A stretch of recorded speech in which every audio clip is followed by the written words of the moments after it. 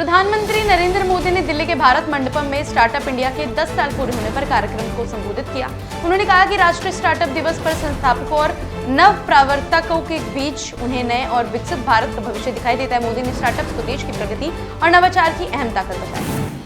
केंद्रीय गृह मंत्री अमित शाह ने दिल्ली के बांसरा पार्क में तीसरे अंतर्राष्ट्रीय पतंग महोत्सव के उद्घाटन पर कहा कि ये किसानों का त्योहार है और नए साल की शुरुआत का प्रतीक है। उन्होंने बताया कि भारत में त्योहारों का महत्व सामाजिक एकता और सामूहिक सोच को बढ़ाने में है और उत्तरायण इसी परंपरा का हिस्सा है। विदेश मंत्री एस जयशंकर ने 18वें भारत जापान रणनीतिक संवाद में कहा कि भारत जापान के साथ दोस्ती को सर्वोच्च प्राथमिकता देता है। उन्होंने बताया कि दोनों देशों का रिश्ता आर्थिक से आगे बढ़कर व्यापक और रणनीतिक हो गया है और वैश्विक मंचों पर मिलकर काम कर रहे हैं। जयशंकर ने आपूर्ति श्रृंखला, ऊर्जा, स्वास्थ्य और समुद्री सुरक्षा पर सहयोग को अहम बताते हुए 75 साल की कूटनीतिक साझेदारी को और मजबूत करने का संकल्प जताया। कृषि मंत्री शिवराज सिंह चौहान ने कहा कि 1966 का पुराना सीड एक्ट कमजोर था और किसानों को नकली व घटिया बीजों से बचाने के लिए सख्त कानून जरूरी है। नए कानून में दोषियों पर कड़ी सजा का प्रावधान होगा और बीजों की पूरी ट्रेसिंग की जाएगी। इससे किसानों को ये पता चलेगा कि बीज कहां से आए और किसने सप्लाई की। गुजरात के मुख्यमंत्री भूपेंद्र पटेल ने स्वर्णिम संकुल 2 में जिला कलेक्टरों के साथ एक विशेष बैठक की। बैठक में सुशासन और राजस्व विभाग से जुड़े मुद्दों पर विस्तार से चर्चा हुई। मुख्यमंत्री ने अधिकारियों को निर्देश दिए कि आम जनता से जुड़े मामलों का तेजी से और प्रभावी समाधान सुनिश्चित किया जाए। बिहार के शंभू गर्ल्स हॉस्टल में संदिग्ध हालात में एक लड़की की मौत पर जन स्वराज पार्टी के संस्थापक प्रशांत किशोर ने कहा कि पीड़िता की मां न्याय की लड़ाई से पीछे नहीं हटेगी। उन्होंने बताया कि मां किसी भी दबाव या लालच में नहीं आएंगी और दोषियों को सजा दिलाने में दृढ़ है।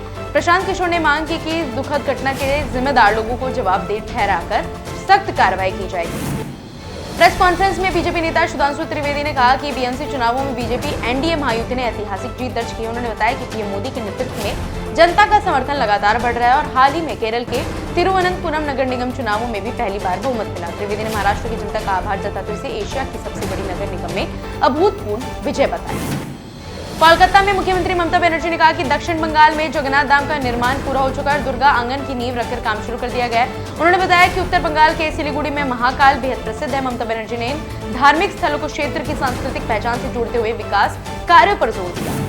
जम्मू कश्मीर के श्रीनगर में कश्मीरी शिया मुसलमानों ने ईरान में चल रही हालात के बीच ईरान का समर्थन किया और अमेरिका व इजरायल के खिलाफ विरोध प्रदर्शन किया। ये प्रदर्शन स्थानीय लोगों की वैश्विक घटनाओं पर चिंता और अपने समर्थन को दर्शाने का तरीका था।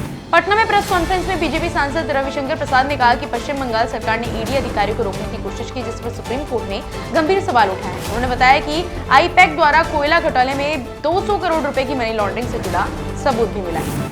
भुवनेश्वर में समाजवादी पार्टी प्रमुख अखिलेश यादव ने कहा कि वे तीसरी बार जगन्नाथ मंदिर दर्शन के लिए आए हैं। उन्होंने बताया कि उड़ीसा का समाजवादी आंदोलन लंबा इतिहास रखता है और पीढ़ियों को आगे बढ़ाने के प्रयास जारी रहेंगे। अखिलेश ने कहा कि भाजपा तभी हटेगी जब पूरे देश में बेनकाब होगी।